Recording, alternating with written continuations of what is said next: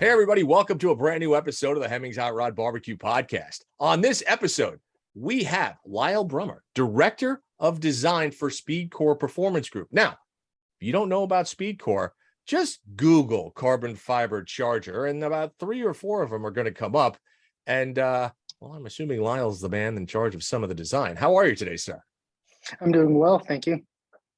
Good deal. So let's talk about carbon fiber builds. Let's talk about carbon fiber cars and chargers. And I am a diehard Mopar guy because I own 2 chargers. Okay. And I remember seeing the first one, I believe it was Tantrum some years ago at SEMA, and I promptly lost my mind. So were you in charge of that? I wasn't in charge of it. I did do quite a bit of the design on that one. Okay, so walk us through first what SpeedKore Performance Group does, and then what you specifically do as the director of design for SpeedKore. Okay, so SpeedKore, our main business is building cars, resto-mods, like the Charger you alluded to, and some other cars and brands, of course. My role within the company is basically everything that comes through from a design standpoint. If it's working with styling, if it's working with outside manufacturer, it's 3D modeling, it's sourcing, it's manufacturing, you name it. I do it all. So we're a small company, you know, that title is, you know, somewhat elusive, or, you know, so it's means I wear many hats. Understood. Okay, so I'm going to ask you another question. Are you a car guy? Yes. Oh yeah. From an early age, family friend was really into 55 through 7 Chevys. Okay. So I grew up around those, and by an early age, I could name each model, trim level, you know, what engine it had, and, you know, and I got the opportunity to play and wrench on them and stuff. And I grew up out in the country, so got to drive them well before it was legal to drive, you know, out in the field. You know, right. I have a twin brother, and we got in a little bit of trouble because we'd sneak mom's car and go bomb through the field. So very cool. So let me ask you, with SpeedKore being into carbon fiber, and again, having seen, you know, a number of your builds in person, the first thing that I think anybody that sees one of your builds is going to notice is, one, the sheer quality, the sheer craftsmanship, the amount of true design and artwork in these cars. Honestly, some of the best resto mods / design custom vehicles that I've ever seen. I mean, just simply tremendous. Thank you. When designing these cars, okay, I'm assuming the process goes somewhat like somebody gives you a call and says, listen, I've got an urge to build a charger. What do you guys have? How do we go about the process? And give us a little example and walk us through that process of how it goes. Yeah, so your intro is pretty accurate. Somebody comes to us and says, you know, I really like 68 Charger, for example, and that's what I'd like to build. And so we'll sit down with them and kind of get an idea of scope. You know, what are you looking for from a drivetrain standpoint? What level of customization, finishes, things of that sort. And from that point, we'll move into exterior rendering, come up with some concepts. You know, the cars that you cited, Tantrum was mostly painted with carbon fiber on the front clip. We've had a couple cars now that have been raw carbon fiber. We're working on some that'll be painted, right, a combination of raw carbon fiber. So we kind of suss that out from the beginning, and that sends us in a direction. So from a chassis standpoint, it's something we designed and we manufacture in-house. So all the frames, right down the frame. So we have a good idea of what that scope is. Then we talk about power plant, you know, with our latest car that's got Hellephant 001 in it. So that was pretty much decided before the project was kicked off. But previously, you know, we'd used some modified Hellcats stuff like that. Determine, you know, regular, you want manual, do you want automatic? Are you looking for a big thumping stereo, as some do and some don't? And then we start getting into some finishes and then working on the interior, you know, colors and textures, and we're going to use more bright work, you know, want muted tones, and right down to every detail. Switch gear, you know, what finishes, what types of finishes, what colors, what palette are we using? If you've seen Hellucination lately, that one's, it's subtle up until you start looking at some of the little details, the orange accents, the stitching, that kind of stands out because the other colors are a little bit more muted for sure. So, and then from there, yeah. Oh, sorry. Yeah, no. It's interesting. So you said you guys are doing chassis and you're doing everything else. So is it, because a lot of the cars, like I know you've done, Tantrum, Evolution, Hallucination, and the names are tremendous on the cars. I think whomever decides to pick those does quite a good job. You've also done a bunch of Barracudas. You've done a twin turbo, 4-door Charger. You've done Challengers and Demons and the whole thing. When a customer comes to you, are you setting expectations or are they setting expectations? And what I mean by that is, so on something like Ralph's car, right? On Hallucination, like Ralph, I know has been racing for years. He's head of design. Like Ralph is that guy. So I can't imagine Ralph came to you and said, yeah, I just want a normal car, because that's not him. So when he says, I need something that's right, we're going to put 001 Hellephant in here. It's got to go around a corner. It's got to stop. It's got to handle like a quote unquote sports car should. How difficult is that for you guys? And to manage those expectations of the customer, how difficult is that? Well, in a case like Ralph's, what happened was we had some previous examples. So he did have an idea of what to expect going into it for sure. Sorry about this. And so that expectation was somewhat established. So the variable then came into the powertrain, which he's got 001. That's his. It's good to go. Right. So from a handling standpoint, that's kind of our DNA. That's what we've already built into the car. Double wishbone up front, Penske coilovers on all 4 corners. Yep. Of course, big Brembo brakes. So that platform has an established performance level. So that's intrinsic to the vehicle going into it. It's not like we have a range of modifications that we need to do because we build that level of performance into each vehicle. So from that point, with Ralph, similar to what we talked about, we've got custom wheels that Ralph styled around that, and then we worked with HRE to develop custom hood scoop that we worked directly with Ralph, trading drawings back and forth and markups and stuff. So around that, it's more cosmetic because that performance standpoint was established. Okay. So when you talk about the performance, and the reason I'm asking about that is because I've tracked both my Chargers at length, right? My 68 is a pro touring car. My Daytona is also, relatively pro touring car. So the performance to me is big, and we go back and forth many, many times with a lot of different automotive companies.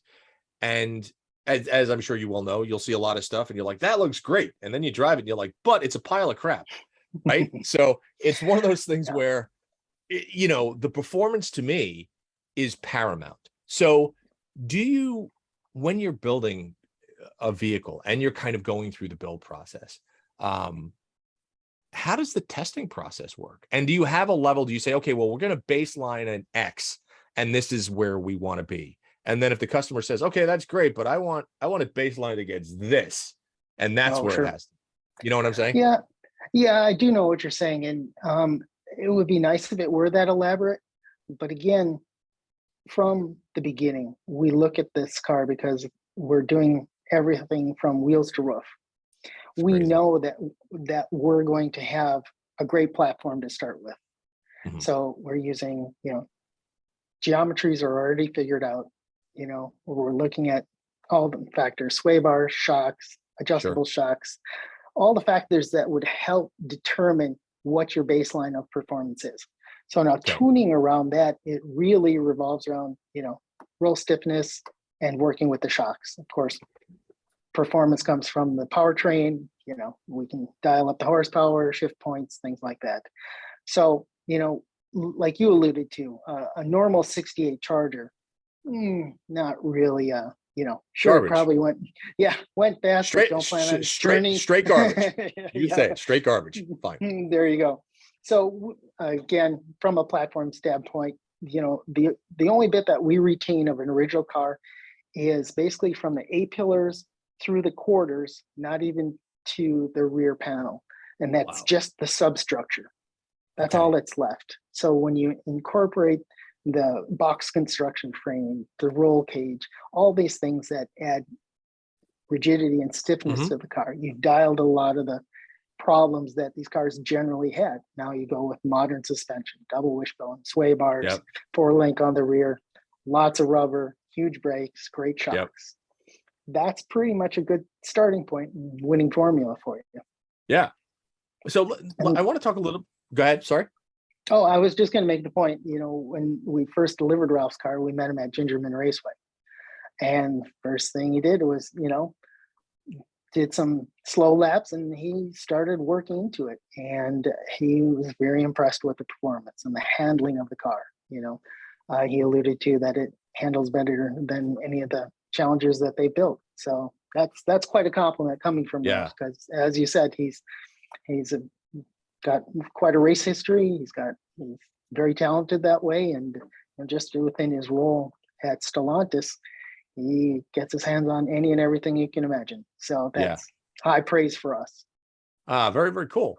So in the manufacturing process, I mean, one of the things I think that anybody will notice about, especially in the raw carbon cars, and I know you use like autoclave and manufacturing and CAD and CNC machines and everything else. But when it comes to the actual design of the car, and you tweak things here and there, and again, I could talk about Chargers because I know them intimately.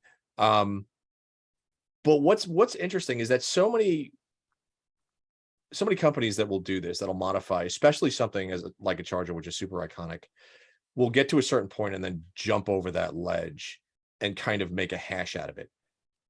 The way that your designs seem to flow are they're very organic. You have very minor touches that really kind of enhance one of the most iconic shapes, automotive shapes ever created.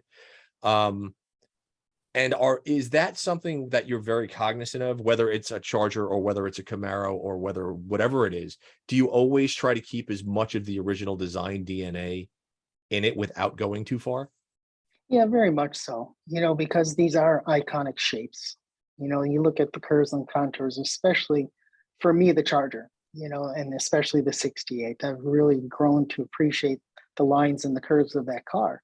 So maintaining that is really important, because we're changing everything else. People look at it, to the average person, that's a Charger. Well, Right. it looks like a Charger. Now right. let's have a 3-hour conversation of why it's not really like a Charger. Right. And that's important, because we want to maintain that DNA because we appreciate it. The enhancements, you look at Hellucination. That's quite a hood scoop on that car, It is. and that hood pivots opposite, so it's front hinged on it. So little cues like that. You look in the engine bay, lots of carbon fiber, looks nice and tidy in there, because you want it understated, but when you look beneath the skin, you start seeing those details. Switchgear, the window rockers, the door locks, those are all custom designed and machined, prototyped. I sent Ralph a couple prototypes. Which one do you like better? And incorporate those. That's the level of detail that we get into. Right. And is it that way with all clients? No, Ralph's a special client for sure. But that's the level of detail that we offer to everybody. Gotcha. Okay, so now you've done, again, some of the carbon builds are just simply fantastic. And we talked about the elegance of the design, right? How you've kind of kept that integrity again in the design, but enhanced literally every component of the vehicle to make it do shit that any Charger was never meant to do when it originally rolled off the assembly line, right? And then all of a sudden, a couple of movies ago, Fast and the Furious comes out with a Hellcat powered mid-engine Charger, which is completely off the grid and off the wall. And then today, Abimelech Arena, who we're buddies with, we know him very well. He comes out with the Le Mans Daytona 68, which is totally out in left field. And I'm looking at that like, okay, so is it, as a designer, is it fun to go from elegant and beautiful and this stunning automotive essence to something that's completely batshit crazy and be like, oh, I can't wait to get my hands and start playing with this? Yeah, all these are opportunities of expression. you get to express, the ideas of a collective group and yourself. And, sometimes you're down a little more of a straight road, and sometimes that road is all over the map. And that's when you talk about movie cars, it's all over the map. The iterations that you go through to eventually end up where we did. That was not version 1, that was probably version 6 or 7. Okay. So going through that process it's exciting, challenging for sure, Yeah. and meeting their expectations, of course, in deadlines come into play too. So yeah, it's exciting, but when you look at that Fast 9 car, you look at it and you still know it's a Charger, Yeah. It's definitely wider, it's got a longer wheelbase, and wait a minute, there's a mid-engine in there. So it's fun. Regarding the new cars, like I know you've done a couple of things with Corvettes and Camaros and the new Chargers and Demons and stuff like that. Is the design process different when you're starting to play with new stuff as opposed to classic stuff? Yeah, very much so. With the new stuff, you're working in a much smaller frame. With the old stuff, like the resto-mod, that we are wide open. Okay. We're maintaining this much. Where on modern stuff, we get narrower and narrower into what we're actually going to work with. You're down to powertrain, what do you want for horsepower, and then applying carbon. And then, if you've seen one of the Demons with the tearaway paint, things like that. So that scope is much more narrow. Okay. And with that said, so when you're kind of prototyping parts, right? So say it's a new Demon, and I know you've done like the twin turbo wide body, Chargers and stuff like that. When people see those cars, if they see a write-up, if they see a video, if they see an article on it, can they call SpeedKore and be like, listen, I don't have the money to do a full build, but I love the carbon fiber hood, the carbon fiber fenders. Are those things that SpeedKore offers for sale outside of the builds? Yeah, absolutely. That's a very good point that I should have mentioned earlier. That is part of our business, retailing some of these parts. So if we're going to roll out a new website coming out here, and we'll have a catalog of parts. So yeah, that's part of our business. That's what we do. And then if a customer wants a part that you don't currently make, like I got excited when I saw the rendering of the Daytona because I have a Daytona, and I was like, how difficult would it be to make a carbon fiber nose cone for that thing, right? Like stuff like that. So if a customer has a request like that, is that something that you entertain, or when a customer comes to you, be like, well, if we're going to do this, we can do it, but we really like to make 7 or 8 of them, so to make it worth our while, right? How does that process go? Yeah, so good example. We had somebody who was doing a custom 57 convertible, and he wanted a carbon top for it. So we said, he trailered it down, and we created the molds and created him a carbon top for it. That's one off just for him. So yeah, we get all kinds of requests, and it's exciting for us, and we aim to fulfill those. Do you ever talk people off the ledge? Like, do they ever come to you and they're just like, listen, I want this, and you're like, okay, let's pull the reins back a little bit and let's come to reality. Like, what's some of the craziest stuff that you've got where you're like, yeah, no, we're not doing that. Well, what's funny is that some of the crazy stuff that we got, we actually said, hey, wait a minute, that's just crazy enough that we should probably do it. Again, the mid-engine movie car, because that's on a unique custom chassis, and everything that goes with that. That's a carbon body car also. So doing the mock-ups in clay, and then creating the tooling and so on and so forth. So yeah, the twin turbo Demon, that 1500 horsepower that we used to break the record, that was something, that somebody wants to break the record for a Demon. How do we accomplish that? And we were with some great people on the powertrain on that car, and lo and behold, we did it. At the time, it stood for quite a bit of time. So yeah,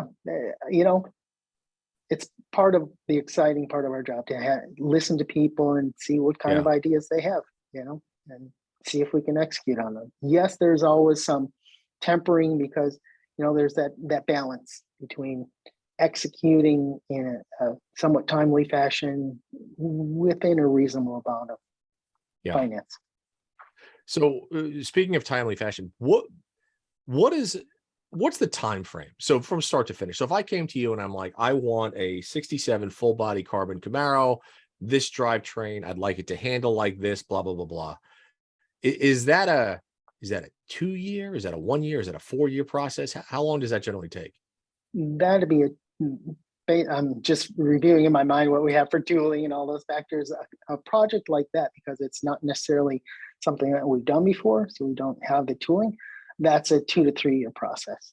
If you were to come to us with a B body, of course, we've done a few. So we have some knowledge, some IP of something that, and quite frankly, tooling of that and data. So those things. So starting from ground zero on a car that we haven't done before, it's going to be a little bit longer for sure. And how many cars can SpeedKore crank out in a year? And so we don't like focus on one car. Like, for example, in our shop right now, we have 6 vehicles in process. So they're at different stages. So as this one comes along, it'll move to a department. Like, we're fixing to move a vehicle from fabrication over to paint, and then it'll go to mechanical. So, they kind of flow through the shop in that fashion. Sure. So, depending on the year, might move 1 or 2. If we're really cranking, we might hit 3 in a year, but that's the rare occasion. Okay. From a design perspective, as a designer, what's your favorite part of the process in any new build that you're presented with? The creation of something new, meaning good example I cited earlier, right down to the switchgear on Ralph's car on a custom center console. The dashboard that we developed now is all carbon fiber. How that is integrated into the car from not only how it looks, but an assembly standpoint, serviceability. You don't generally think of a car like this as quote unquote serviceable, but we have to think about that. We have to think about how, if we want to change the gauges or we have to access the heater. Our dash design is 3 pieces now. How we integrate the audio. We work with Kicker. They provided me CAD data. So how we integrate the tweeters into the dashboard and still have that thing become, accessible each time. So with our design right now, it probably takes about 25 minutes to remove the whole dashboard. And it's all carbon fiber. And, we, say, because in our process, we're taking that in and out multiple times, well, we've simplified that process. Sure. And not only for the customer's benefit, but our benefit too. So we have this member, and I could elaborate on the technical side of things, but it really gives us that flexibility for sure. And that's fun because it may not be something that the customer sees, the average person may not see it, but underneath the skin, it's very practical and well thought out from a usability standpoint.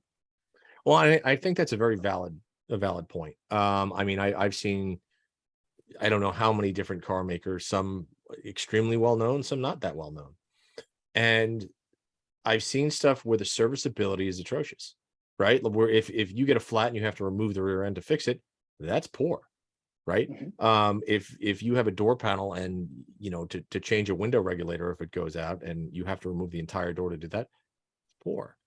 So serviceability, and like you said, I think it's overlooked, is one of, I think, the marks of a great design, because so many people don't look at that stuff. And as a consumer, I want to know how to service it. I mean, if you're at all handy, it's like, I don't want to ship my car all the way back. If it's something that I can do, that's fine. But just knowing that the engineers and the designers behind it put that much thought into a vehicle that is quite a pretty penny is fantastic. But because I honestly feel that really separates kind of the men from the boys, and when it comes to design in many instances. So that's a great thing. It really is. Yeah. And it also makes my job exciting because we get to think through it and be thorough with it. Right. Exactly. So, okay. With all the cars that you built throughout your career and the things that you look at, do you have something that you're either building for yourself or that you want to build, or that you're just like, oh, one day I want this and in my garage. Like what, and it can be as outlandish as you want it to be, but what's in the back of your head that you're like, I really want to put this together. I want to do this. That's really a good question. Lately it hasn't been, just life where I'm at. My kids are getting older now and stuff, so those thoughts are creeping back. I've always had a fascination with racing. That's always been my thing. Formula One, MotoGP, motocross. Back in the day when Champ Car was around, and all these things. So, from a race car standpoint, that's actually where my desire lies right now. Getting back into karting a bit. One of my coworkers, Tom Porter here, runs Sports 2000. We're 30 minutes from probably North America's greatest road race course, Natural Train Road America. Best track in the United States. Yeah, for sure. So absolutely. IMSA is running this weekend, so we have that opportunity, and that's where my attractions lie right now. Very, very cool. Have you ever thought, and maybe you are doing it, I don't know, of doing anything on two wheels with motorcycles? Because I mean, as I used to race motorcycles back in the day, road course and stuff, and back then carbon fiber pieces here and there were few and far between. I'm dating myself, but this is back in the 90s. Sure. But is that something that SpeedKore would do? Would they build a bespoke bike for anybody? Watch this space. We have stuff in the pipe. We have some stuff in the pipeline. I'd like to speak a little bit about SpeedKore, and we're actually part of a group of companies in Casmeric Enterprises. And in Casmeric Enterprises is House of Harley, the largest Harley dealer in the United States. Okay. So we've been spending some time with them. That's fantastic. That's great news. I think for all of us, out there that are into two wheels and riding, I think that's, any time a company can come in and refine and improve and evolve something that we've loved for the, as long as we've been able to ride, I think that's tremendous. Oh, that's great. It's exciting. I've been into motorcycles, since I was a boy also, and so this is a unique and interesting opportunity that we're exploiting here. Oh, that's very cool. That is very, very cool. Well, Lyle, we're coming up. This was like a quick 40 minutes. Jesus. Well, let me ask you, where can people find everything about SpeedKore, everything about what's coming down the pipeline? If you have social channels, now's the time to throw them out there, man. Where do we go? SpeedKore.com. Like I said, we're going to be rolling out a new website here. And then on the socials, it's SpeedKore01.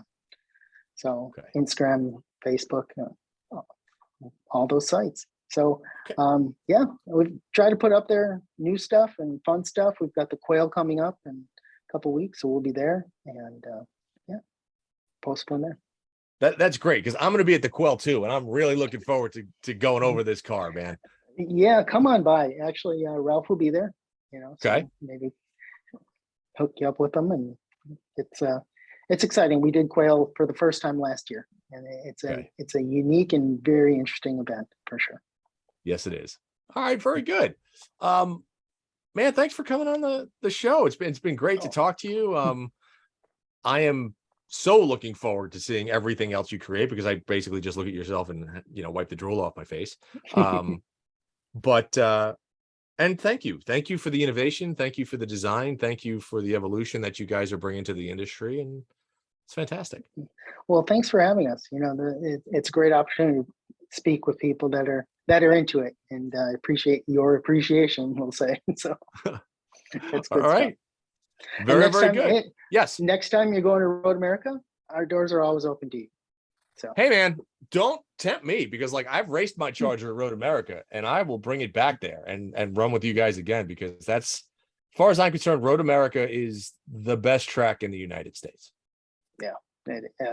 We're fortunate, not only to go up and see the events. We were just there for the Brian Redmond Challenge a couple weekends ago, and IMSA's running this weekend, and then just going up and doing track days. It's accessible and fun. You know how track days are. I'm jealous, and you're talking to somebody that lives 30 minutes from Sonoma and an hour away from Laguna Seca. So all right. There you go. Two good tracks. Laguna Seca is great, So, but all right. Very good. Thanks so much for having me. I appreciate it. Absolutely. And I'll see you in a couple weeks. Yeah, sounds good. Take care. All right, Lyle. Be well. Bye-bye. Thanks for listening, folks. And again, please subscribe to the Hot Rod Barbecue podcast. If you're on Spotify, check us out there. Subscribe to it on iTunes. And if you are going to go to YouTube, make sure you go to the Hot Rod Barbecue podcast and hit that subscribe button, and we'll come to you every week.